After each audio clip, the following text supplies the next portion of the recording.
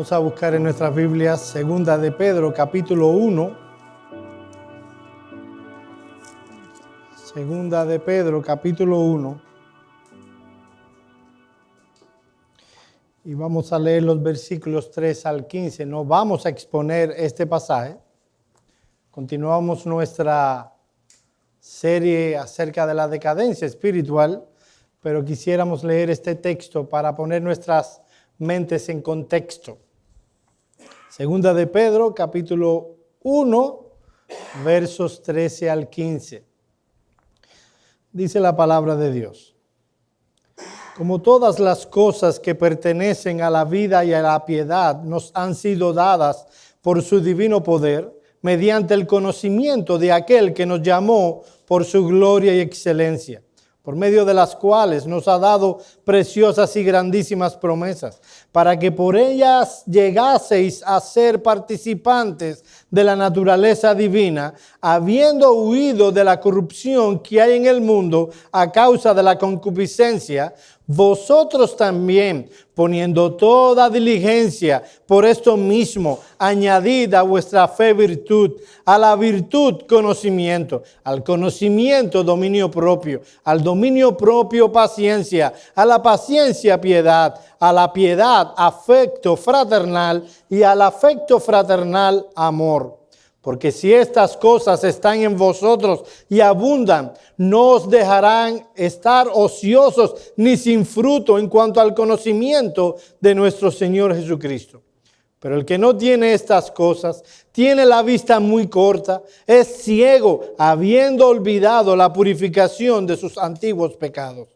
Por lo cual, hermanos, tanto más procurad hacer firme vuestra vocación y elección, porque haciendo estas cosas no caeréis jamás, porque de esta manera os será otorgada amplia y generosa entrada en el reino eterno de nuestro Señor y Salvador Jesucristo. Por esto yo no dejaré de recordaros siempre estas cosas, aunque vosotros lo sepáis y estéis confirmados en la verdad presente. Pues tengo por justo, en tanto que estoy en este cuerpo, el despertaros con amonestación, sabiendo que en breve debo abandonar el cuerpo, como nuestro Señor Jesucristo me ha declarado. También yo procuraré con diligencia que después de mi partida, vosotros podáis en todo momento tener memoria de estas cosas. Vamos a orar.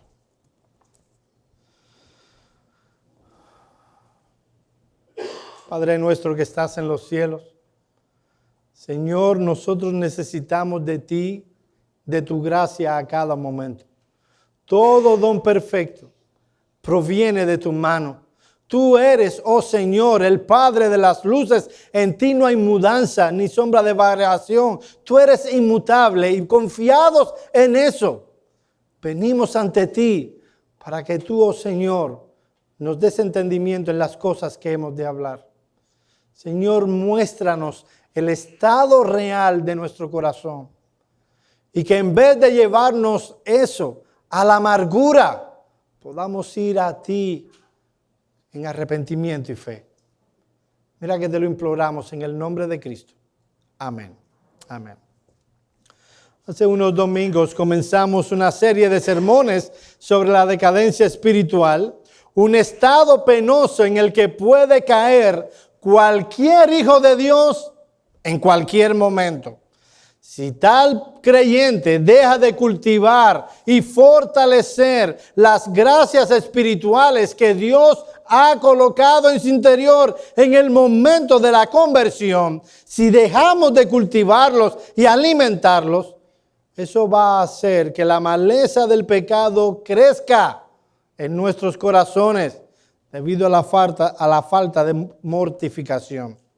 Así que en esta serie no estamos hablando de un pecado en particular, un pecado específico como el orgullo, la soberbia, la fornicación o la mentira. Más bien nos referimos a un estado de deterioro en el que las gracias que Cristo implantó en nuestras almas en el momento de la conversión, a saber, la fe, el amor, la esperanza, la humildad, la mansedumbre, etcétera, etcétera, se encuentran en franco deterioro. Y por consiguiente, nuestra comunión con Dios se ha reducido a una mínima expresión. Eso es a lo que llamamos decadencia espiritual. Y como bien señala el teólogo del siglo XIX, Octavio Winslow, si existe una consideración que sea más humillante que las otras para la mente espiritual, es esta: que después de todo lo que Dios ha hecho por él, después de todos los ricos despliegues de su gracia, la paciencia y la ternura de sus instrucciones, la disciplina constante de su pacto, las pruebas de amor recibidas y las lecciones aprendidas por la experiencia, son muchas cosas, ¿verdad?, que Dios nos ha dado. Aún así existe en el corazón del creyente un principio o tendencia secreta, perpetua y alarmante de alejarnos de Dios. Y mis hermanos, esto sí es humillante, que a pesar de toda la obra que Dios ha hecho en nuestros corazones por gracia, a pesar de todo lo que se ha implantado en nuestras almas, aún así hay un mover del corazón por causa de la caída que tiene la tendencia, una tendencia que es secreta, perpetua, y dice Winslow, y alarmante, de alejarnos de Dios. Y no hay un segundo, oye esto, no hay un segundo en nuestra vida donde esa tendencia no esté activa, tratando de alejarnos de Dios. Son tan severos los ataques a los que nuestra alma está expuesta y son tan sutiles las influencias que nos rodean, que si nosotros dejamos de cultivar y desarrollar las gracias que Dios ha colocado en nosotros, tendremos la tendencia de decaer espiritualmente de inmediato. Hasta ahora nosotros nos hemos concentrado en el peligro, es un peligro real para todos, en la meta que debemos tener, el crecimiento en la gracia, en las causas que lleva a un creyente a caer en decadencia espiritual, a saber, descuido en guardar el corazón, descuido en fortalecer las gracias espirituales y descuido en protegernos contra la mundanalidad.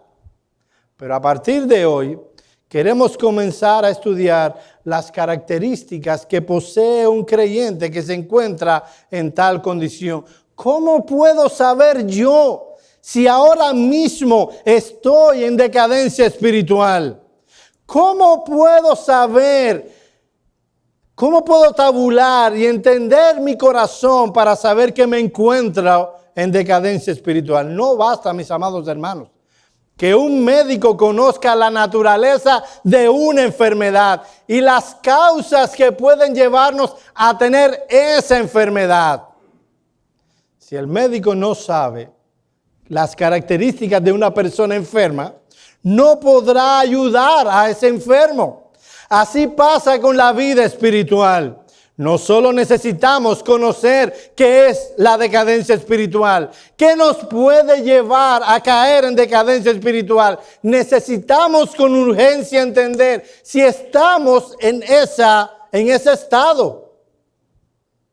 Porque si descubrimos que nos encontramos en decadencia espiritual, entonces podremos ir a buscar la solución a nuestro problema.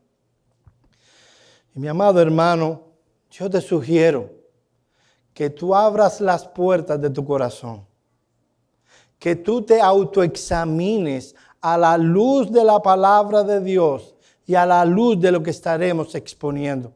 Y que no te enojes si de pronto encuentras que estás en franco deterioro. Eso es lo mejor que te puede pasar. Miles de creyentes están hoy en decadencia espiritual y no lo saben y no lo sabrán. Saber el estado real de mi alma me ayudará a buscar solución. Porque puedes estarte pensando, qué bien estoy, cuando pueden haber problemas en tu corazón. Qué penoso cuando no conocemos el estado real de nuestras almas. Eso es lo que nos dice el escritor de Hebreos en Hebreos 3, 12 al 14. Mire este texto. Mirad. Y la palabra griega que el escritor utiliza ahí significa considera concienzudamente, examina bien, no es simplemente mirar.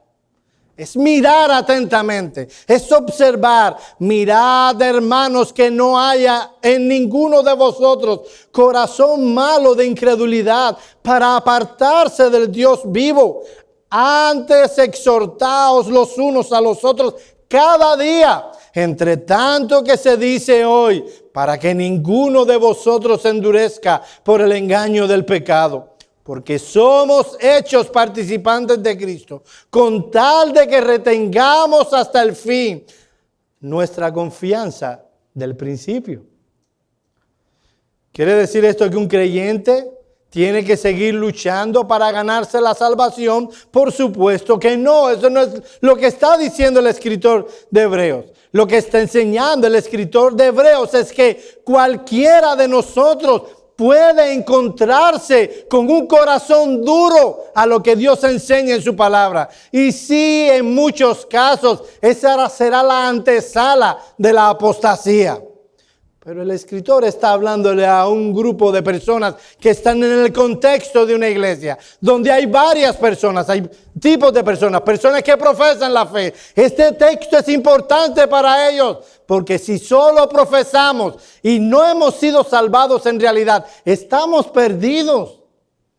Pero hay personas también que son inconversos, que habitan en el contexto de una iglesia. Este texto tiene relevancia para ellos también. Pero si eres cristiano y no guardas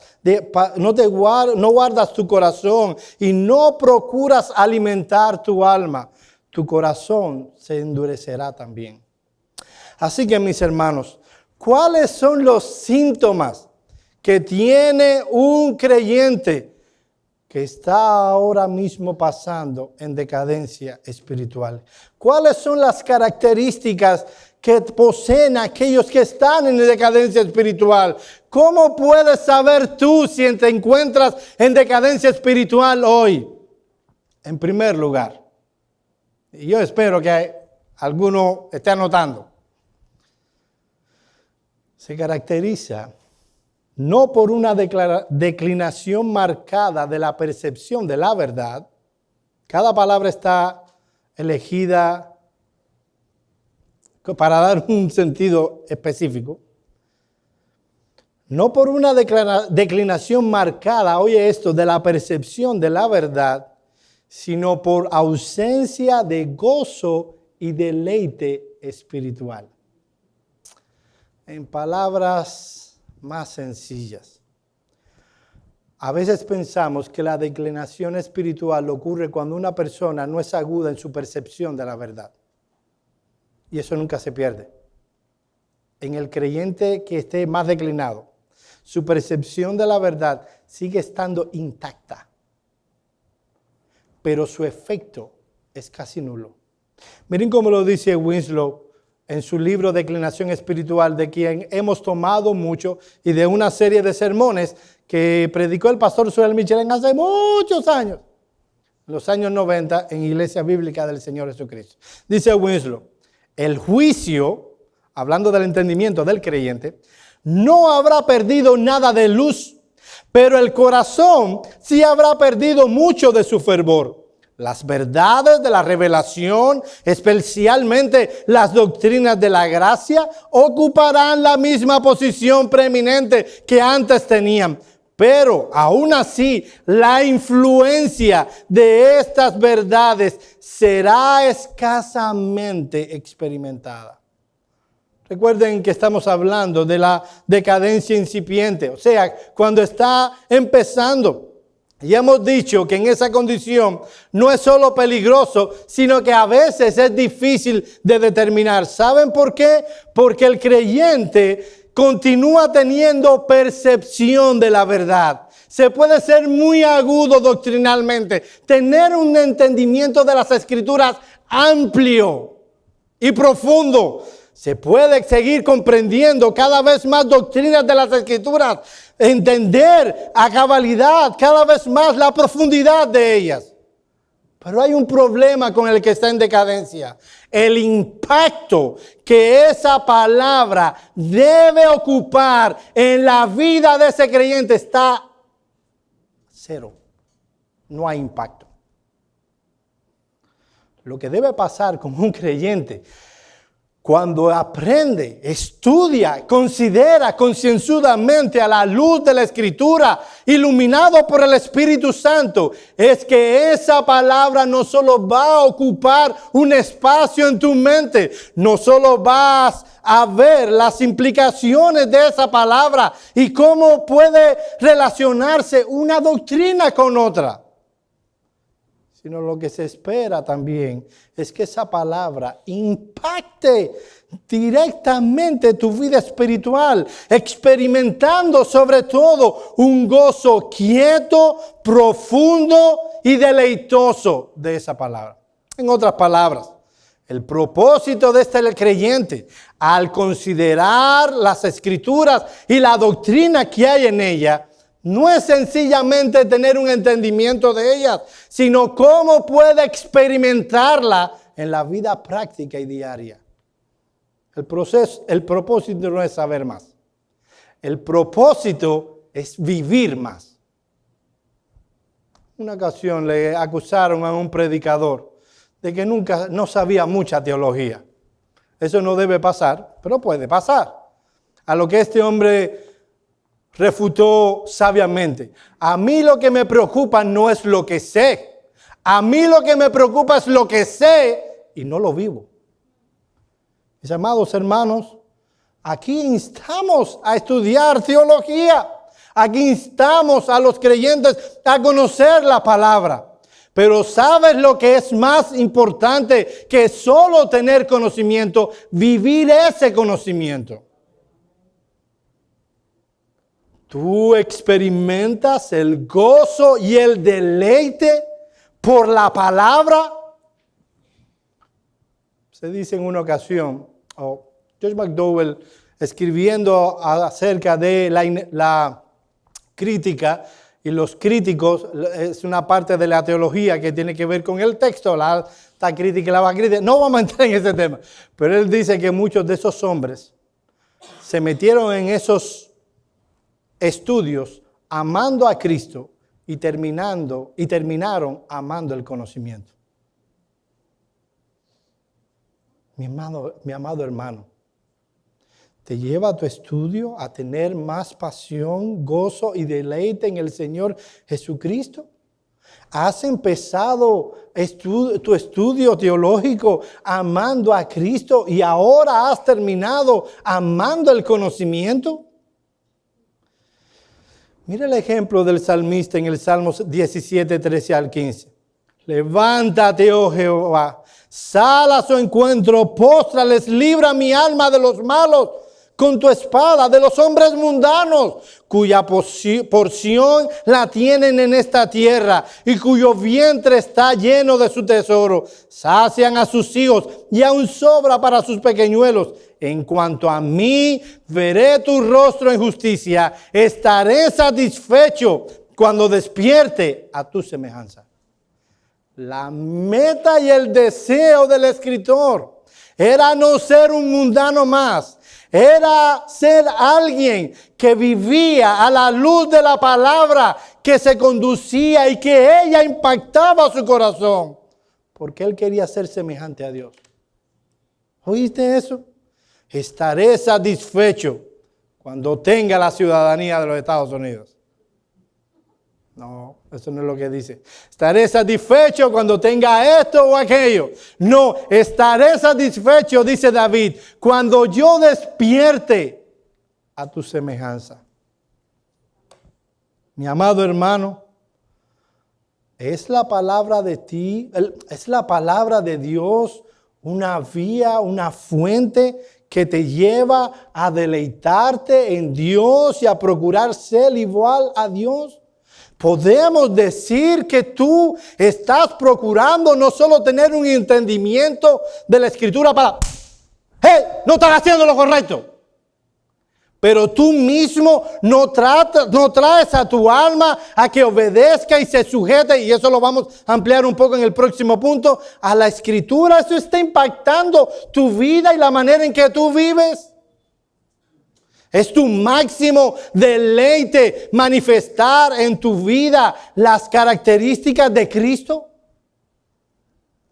Mi amado hermano, ¿no relacionas tu teología con tu vida? Mi amado hermano, la teología, la doctrina de la justificación te lleva a ti a ser un creyente cada vez más perdonador. ¿En qué nos enseña la teología, la doctrina de la justificación? Que siendo pecadores, por el sacrificio eficaz de Cristo, por haber sido salvados por la cruz de Cristo, la cuenta de Cristo, su justicia perfecta, activa y pasiva, ha sido puesta en nuestra cuenta y hemos sido perdonados de todos nuestros pecados.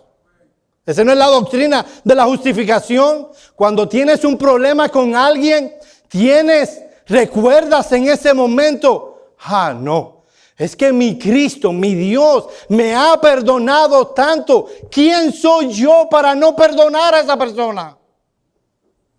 ¿Ven cómo la doctrina impacta la manera en que vivimos? Impacta tu cristología, la manera en que tú eres como esposo. Vemos y hablamos de que Cristo es cabeza de la iglesia. Ya no lo es el Papa, no lo es solo Cristo cabeza de la iglesia. Sí.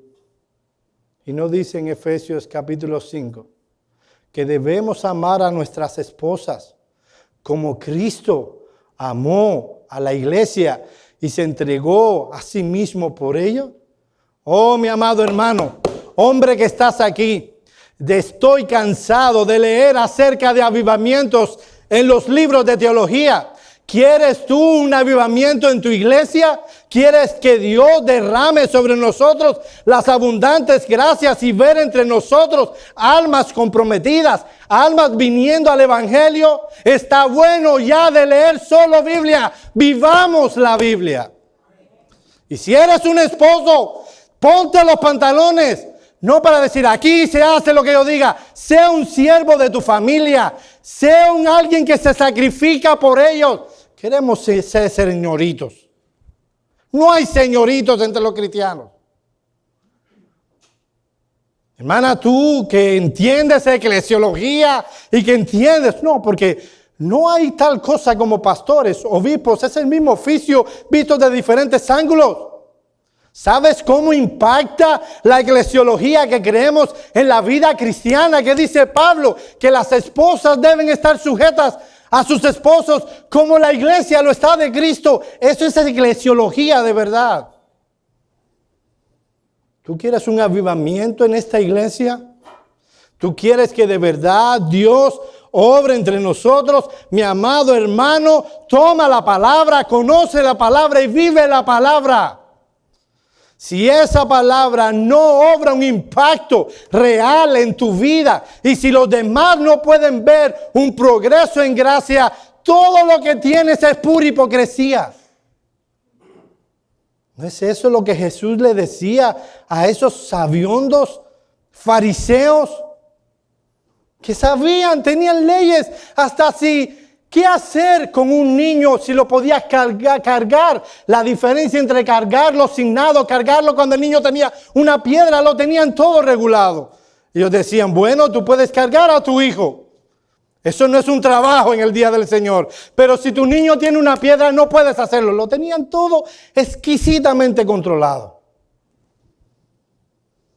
Pero todo lo que le preocupaba era lo externo. No le preocupaba lo interno. No le preocupaba lo que Dios sí podía ver. Porque el hombre mira lo que está delante de sus ojos. Pero Dios mira el corazón. Amado hermano, ¿tú quieres un avivamiento en esta iglesia? ¿Tú quieres que la palabra corra en esta ciudad? ¿Sabe cómo pasa eso? ¿Has visto en la historia cómo eso ha pasado? Eso ha pasado cuando hombres, seres humanos pecadores como tú y como yo, los avivamientos no lo empiezan ángeles. Dios usa a hombres pecadores que toman la determinación de tener una comunión intensa con Él y predicar la palabra y vivir la palabra, aunque eso le cueste la vida.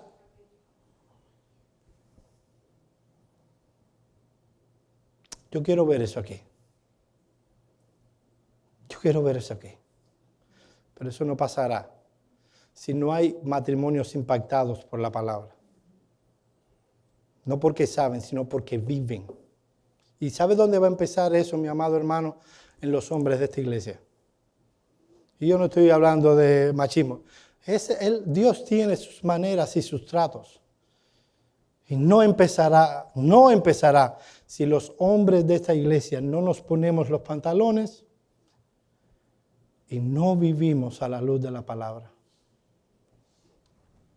Así que, ¿cuál es una de las características de la decadencia espiritual? No por una falta de percepción de la verdad, sino por una falta de impacto de esa verdad. Ya no impacta, solo está aquí. En segundo lugar, la decadencia espiritual se caracteriza no por una reducción de las normas de santidad, sino porque el corazón del cristiano no está procurando activamente a conformarse a tales normas. Ese creyente sigue viendo los 10 mandamientos. Puede defender la doctrina de que los 10 mandamientos sigan vigentes para la vida del creyente. Puede aún apuntar y ver y considerar cuando otro incumple el más mínimo de los mandamientos. Pero este creyente no da un paso para conformarse a la luz de los mandamientos, los principios y las exhortaciones que hay en la palabra de Dios. Los mandamientos son solo algo para ser aprendido, algo para tú decirle a otro que no lo está cumpliendo. Pero si eso tú lo haces nada más y tú no vives a la luz de esos mandamientos, tú estás en decadencia espiritual. Se nos ha mandado a tomar la palabra de Dios y se nos ha mandado a vivir a la luz de la palabra de Dios. Se nos ha mandado a mortificar nuestro pecado, a luchar contra nuestro pecado, a tomar nuestra alma y someterla a la obediencia a Cristo. No eligiendo qué mandamientos me convienen y me gustan, sino desde una perspectiva universal. Todos los mandamientos. Por ejemplo, tal vez a un creyente ni le pasaría por la mente el engañar a su esposa, en tocar a una mujer que no es suya, a insinuarse a una mujer que no es su esposa. Pero a lo mejor no tiene ningún problema en sentarse, en buscar en internet escenas vergonzosas, pecaminosas y degradantes. ¿Ves cómo una misma persona puede elegir qué mandamientos va a seguir y cómo los va a seguir?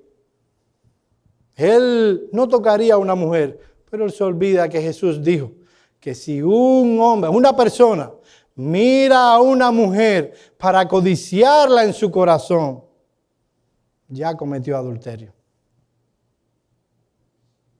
Este es alguien que no trata para sí de vivir a la luz o sujetos a la palabra. Miren lo que dice 1 Samuel, capítulo 3, versículos 17 y 18.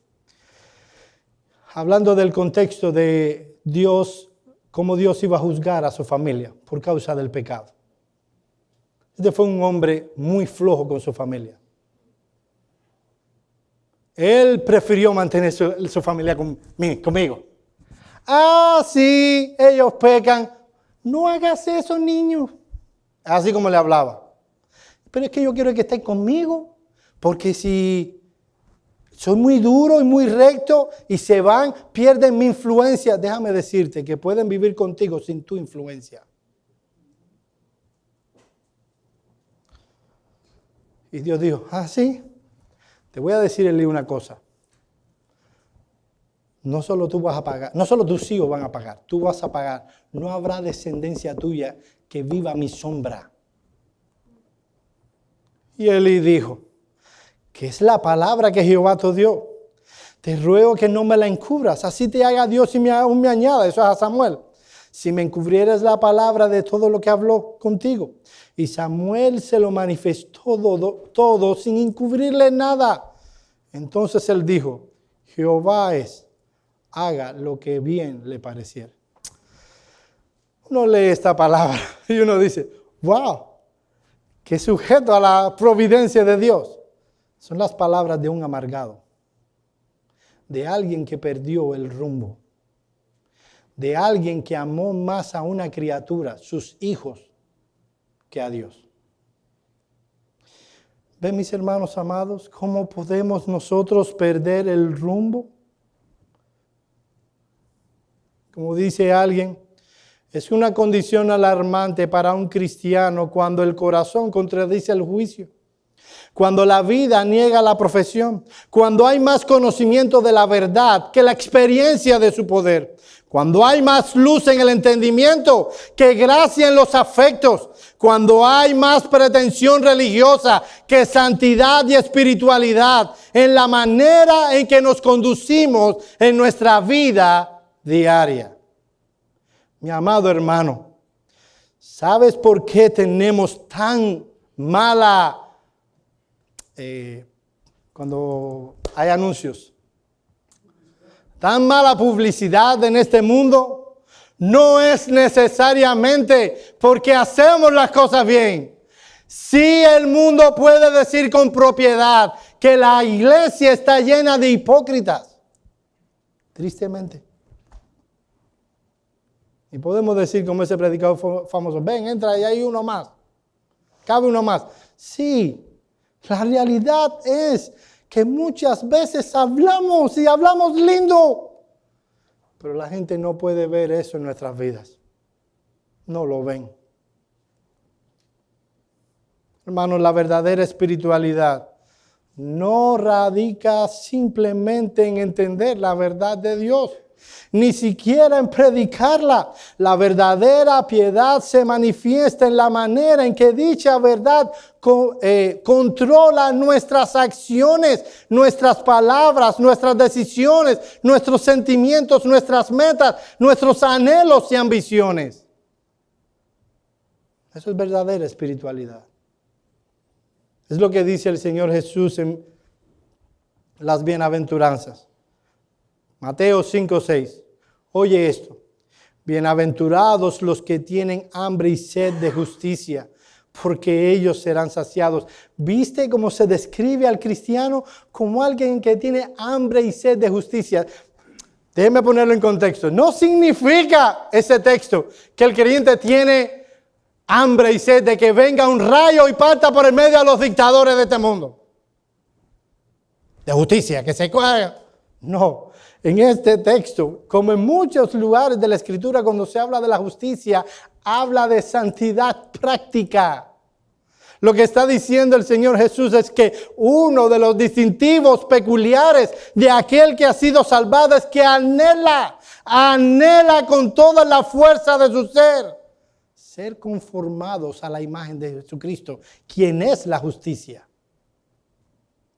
Y si tú no estás experimentando esa hambre y esa sed, esa falta de apetito es síntoma de una enfermedad. Cuando el alma no está hambrienta de Dios, de conocer su verdad, no estará hambrienta de la verdadera santidad. Y esa alma estará enferma. No importa que la mente de ese enfermo esté lleno de conocimiento de la voluntad revelada de Dios. Estamos hablando de que aquel que es sano anhela la santidad. Se decía que Agustín, antes de convertirse, oraba así a Dios. Dios, dame santidad, pero no ahora.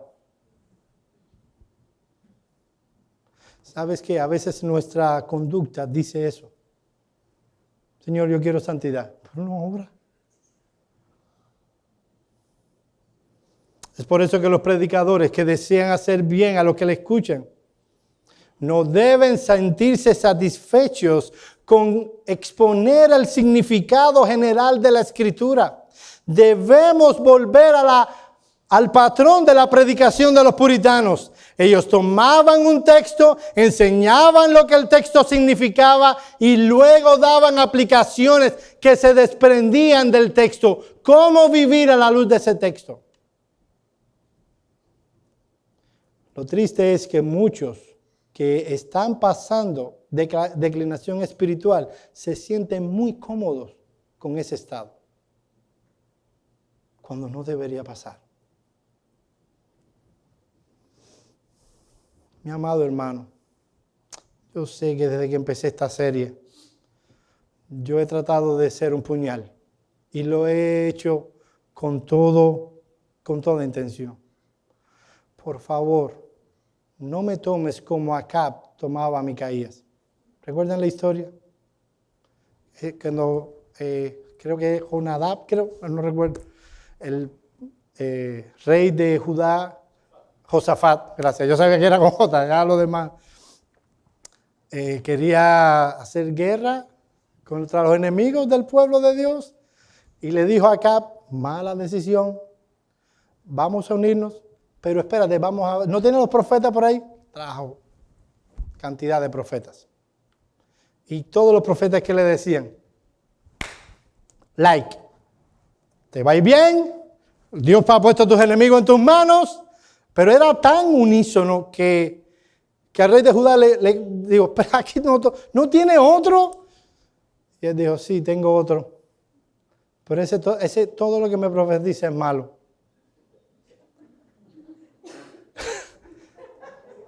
Por favor, no me tomes como Acab a Micaías. No siempre quiero darte con un palo en la cabeza.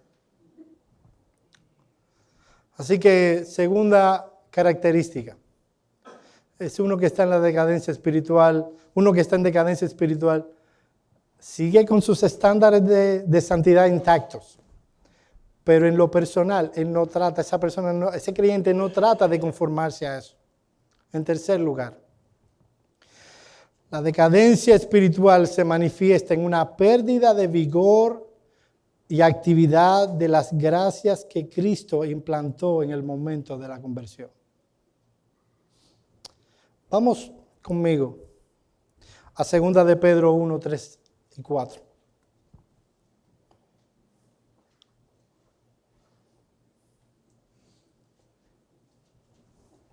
Segunda de Pedro 1, 3 y 4.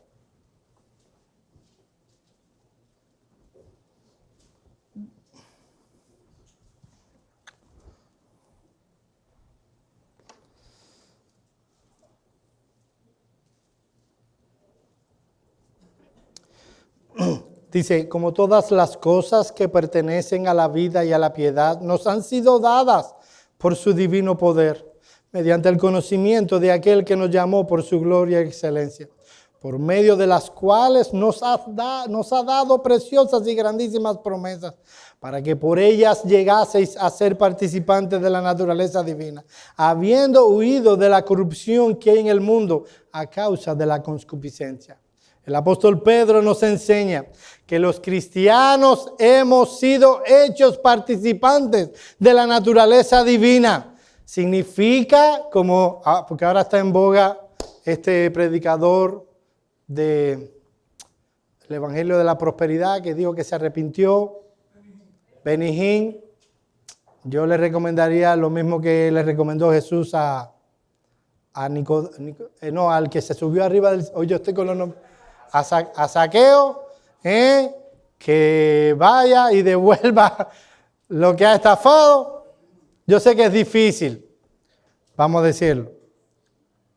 Significa que una vez dijo Benny Hinn y se arrepintió después, pero lo dijo, que nosotros éramos Jesús en miniatura. ¿Significa ese texto eso? Por supuesto que no. Lo que Pedro nos está diciendo aquí es que el cristiano es una persona en quien Dios ha implantado aquellas características divinas que conforman la vida de piedad. Eso lo encontramos entre otros textos en Gálatas 5, 22 al 23. Mas el fruto del Espíritu es amor, gozo, paz, paciencia, benignidad, bondad, fe, mansedumbre, templanza. Contra tales cosas no hay ley. Y cuando un creyente está creciendo y desarrollando su vida de piedad, esas gracias se encuentran vigorosas y activas. Así que nosotros sabemos que un creyente está creciendo cuando esas características se ven palpablemente. ¿Y sabes dónde mejor se manifiestan? En casa.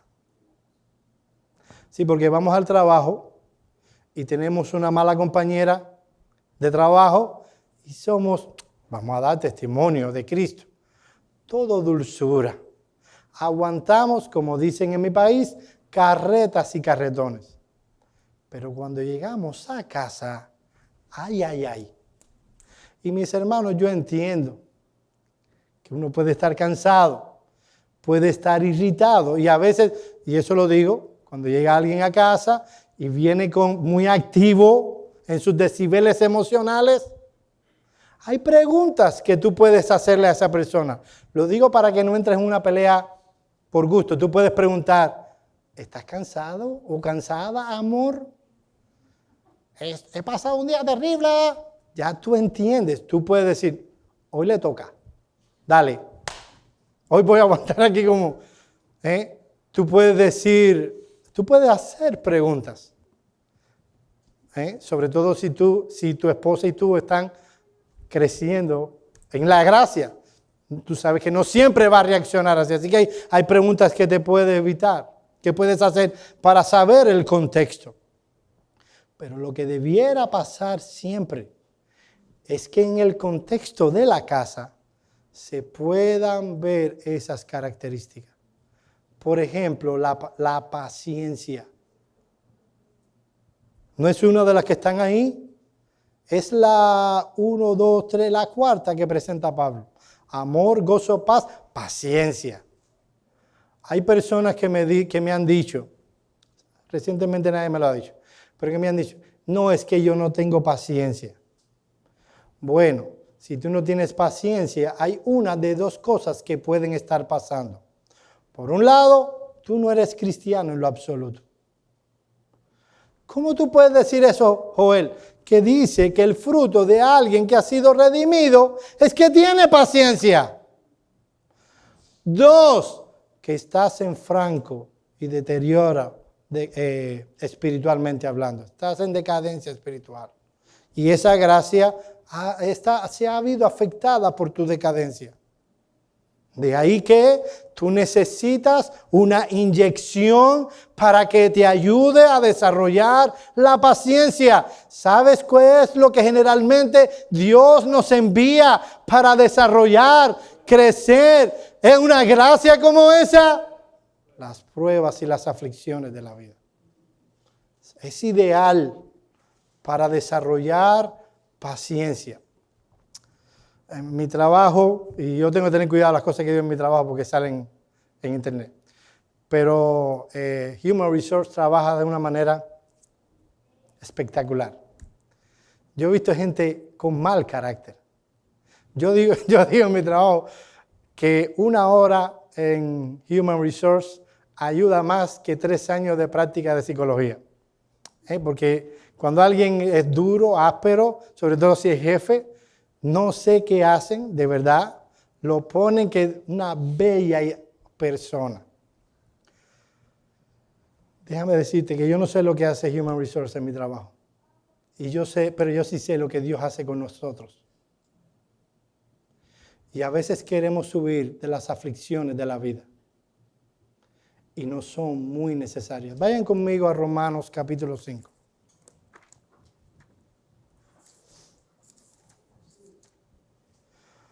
Romanos capítulo 5.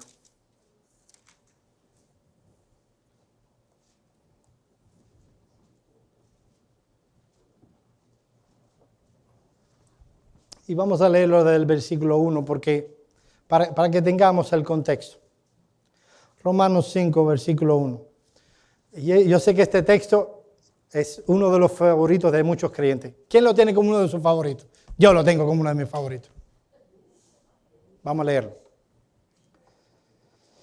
Justificados pues por la fe, tenemos paz para con Dios por medio de nuestro Señor Jesucristo, por quien tenemos entrada por la fe a esta gracia en la cual estamos firmes y nos gloriamos en la esperanza de la gloria de Dios.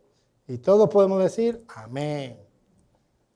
Y no solo esto, sino que también nos gloriamos en las tribulaciones, sabiendo que la tribulación produce y la paciencia. ¿Sabe lo que significa eso? Más aflicciones. Y la prueba, esperanza. Y la esperanza, no avergüenza. Yo les contaba de un amigo. Les contaba en un sermón de esta serie que un amigo me regaló sus libros porque yo lo vi agotado, espiritualmente hablando. ¿Saben qué, mi hermano? Dios no se agotó. Y Dios siguió tratando con mi amigo.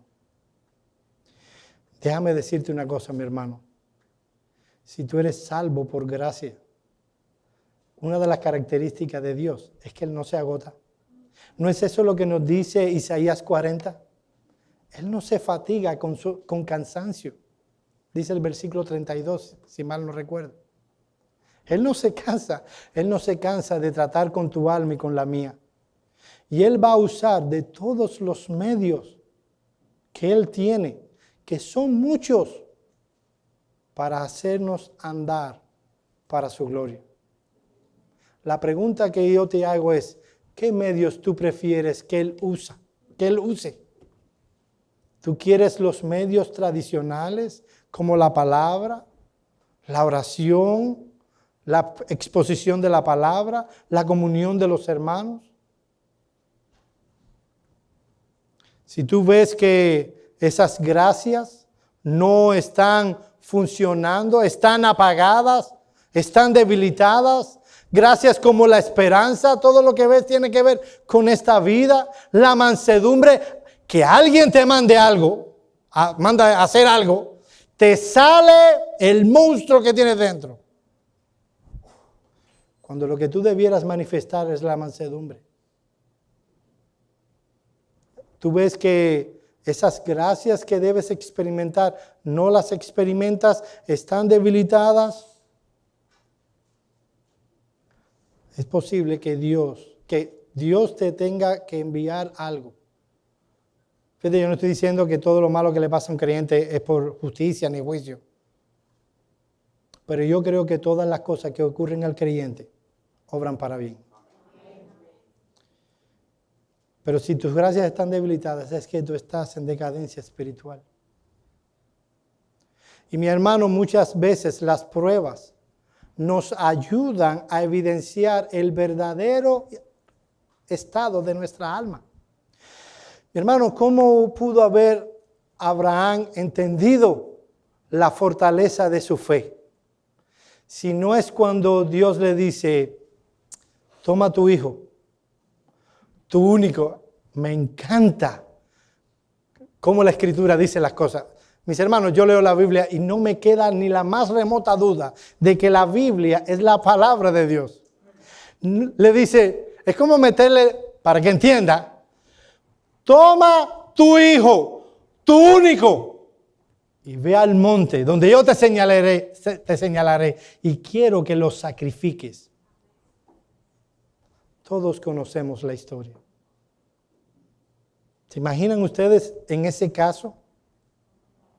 Tomando a tu hijo, y déjenme decirle, a veces nos imaginamos la historia y nos imaginamos a un niño de 5 añitos, cogiéndolo por la mano. Eso es poner la historia en extremo. Probablemente el muchacho tenía más de 17 años. Más fuerte que Abraham. ¿Sabe de quién estaba probando la fe también ahí? De Isaac. El viejo no podía amarrar a un niño de 10 años siquiera. Se manda a correr y no lo iba a agarrar.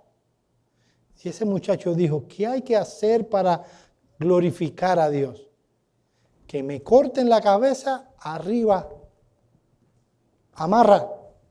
Y amarra duro para que no... Ya estoy yo poniéndolo en contexto. Y él pudo entender que él creía en Dios. De verdad. Mi amado hermano, a veces se nos va a pedir que nosotros tomemos cosas y los sacrifiquemos por la gloria de Cristo. En el caso de Abraham fue su hijo. En tu caso, ¿qué te está pidiendo Dios que sacrifiques? ¿Qué te está pidiendo Dios que lo lleves al monte y tomes un cuchillo y lo mates para la gloria de Dios? Tal vez el orgullo personal, tal vez conceptos personales en cuanto a la vida cristiana en muchas áreas. ¿Qué tienes que matar? ¿Qué Dios te está pidiendo hoy, en esta mañana, que tomes y lo mates para la gloria de Dios? En el caso de Abraham, justo antes de que fuera a enterrar su cuchillo, Dios le dijo, detén tu mano, y proveyó un cordero. Tal vez en tu caso tendrás que llegar con tu cuchillo hasta abajo y matar eso. Mi amado hermano, ¿cómo están las gracias que Dios ha implantado en tu alma? ¿Puedes decir que están creciendo, que están vigorizándose o que están débiles? Vayan conmigo a Oseas 14, 1 al 5. Vamos a ver la misericordia y la compasión de Dios a un pueblo que estaba en declinación espiritual. Oseas 14, 1 al 5. Si te es difícil encontrarlo, yo sé que a veces Oseas se pierde. Los profetas menores como que se corren en la Biblia. Y uno no lo encuentra a veces. Yo lo voy a leer. Oseas 14, 1 al 5. Oye esto. Vuelve, oh Israel, a Jehová tu Dios, porque en tu pecado has caído. Llevad con vosotros palabras de súplica y volved a Jehová y decidle, quita toda iniquidad y acepta el bien y te ofreceremos la ofrenda de nuestros labios.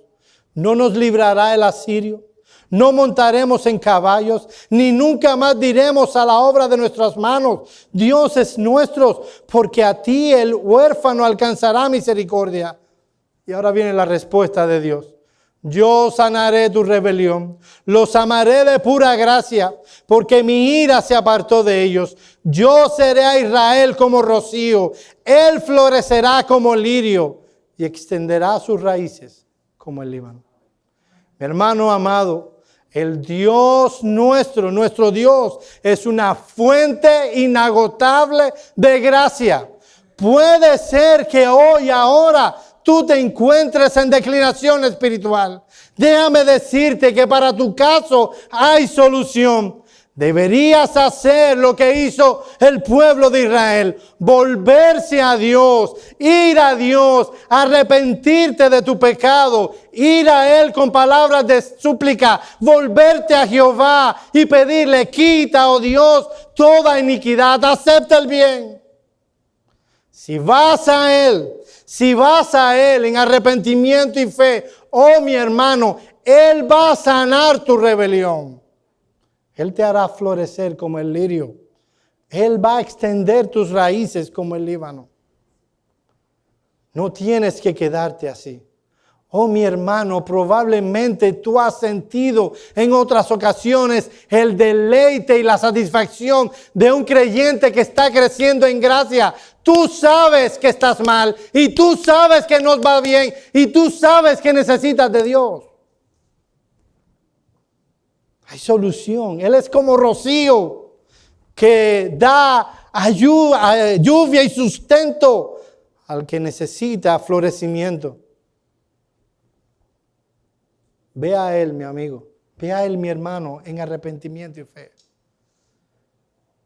Para el cristiano hay segundas oportunidades. Tú puedes arrepentirte de tu pecado e ir a Dios, porque sabes una cosa, el florecimiento espiritual solo puede venir de Dios mismo. Solo Dios puede alimentar nuestras gracias. Solo Él. Y cuando eso pase, tú podrás presentarte delante de Dios y decirle como el salmista, examíname y pruébame, y conoce mis pensamientos, y ve si hay en mí camino de perversidad, y guíame por el camino eterno. Mi hermano amado, no tenemos que seguir la corriente del evangelicalismo moderno, donde puede haber mucho aquí, pero poco en el corazón.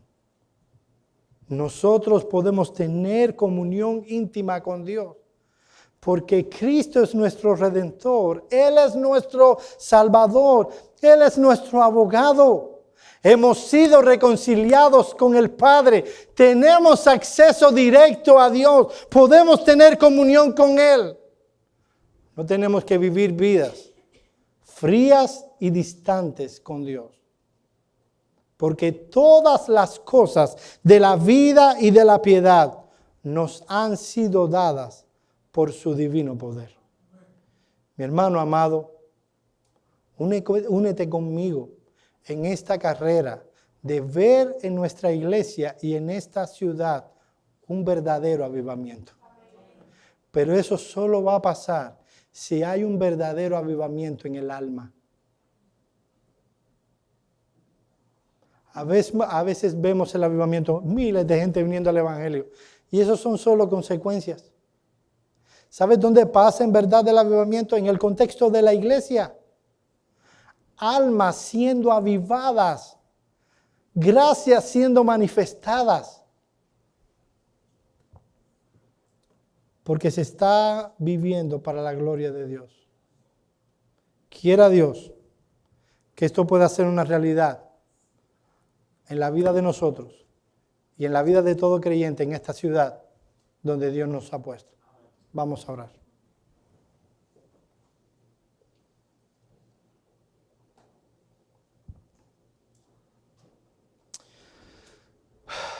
Señor y Dios, nosotros te pedimos que tú nos perdones.